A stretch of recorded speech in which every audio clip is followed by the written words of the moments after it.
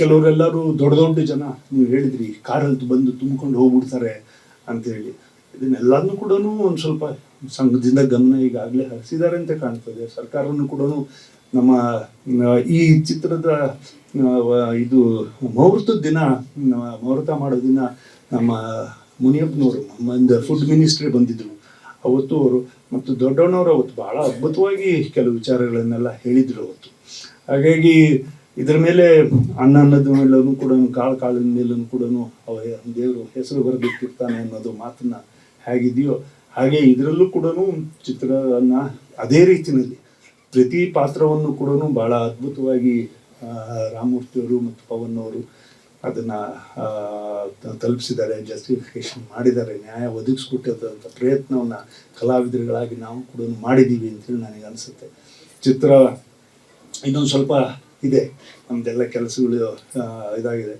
ಒಂದು ಸ್ವಲ್ಪ ನನಗೆ ಅನ್ನಿಸ್ತು ನಾನು ಡಬ್ಬಿಂಗ್ ಮಾಡಬೇಕಾದ್ರೆ ಇಲ್ಲ ಇನ್ನೊಂದು ಸ್ವಲ್ಪ ನಾವು ವೆಯ್ಟ್ ಇನ್ನೊಂದು ಸ್ವಲ್ಪ ಕೆಳಗಡೆ ಮಾಡ್ಕೊಂಡಿದ್ರೆ ಇನ್ನೊಂದು ಸ್ವಲ್ಪ ಚೆನ್ನಾಗಿತ್ತು ಈ ಪಾತ್ರಕ್ಕೆ ಅಂತೇಳಿ ಅನ್ನಿಸ್ತು ನನಗೆ. ಇಲ್ಲ ಈ ಮಧ್ಯ ಒಂದು ಸ್ವಲ್ಪ ವೆಯ್ಟ್ ಜಾಸ್ತಿ ಹೋಗಿದೆ ಅನ್ನಿಸ್ತು. ಅದಕ್ಕೆ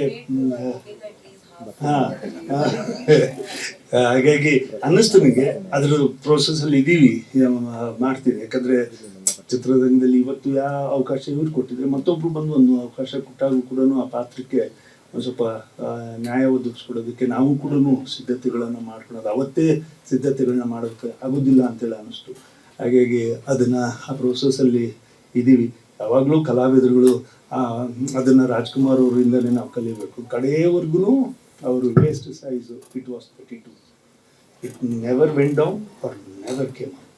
ಹಾಗೆ ಕಲಾವಿದರುಗಳು ಕಡೆಯವರೆಗೂ ಕೂಡ ಕಲಾವಿದರಾಗಿ ನಾವು ಬದುಕಬೇಕು, ಕಲಾವಿದರಾಗಿರಬೇಕು ಅಂದರೆ ಅದಕ್ಕೊಂದು ಶಿಸ್ತು ಬೇಕು ಅಂತೇಳಿ ನಾನು ಅನ್ಕೊಳ್ತೀನಿ.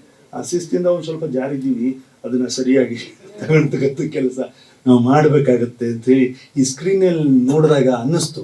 ಹಾಗಾಗಿ ಅದನ್ನು ಮಾಡ್ಕೊಳ್ತೀವಿ.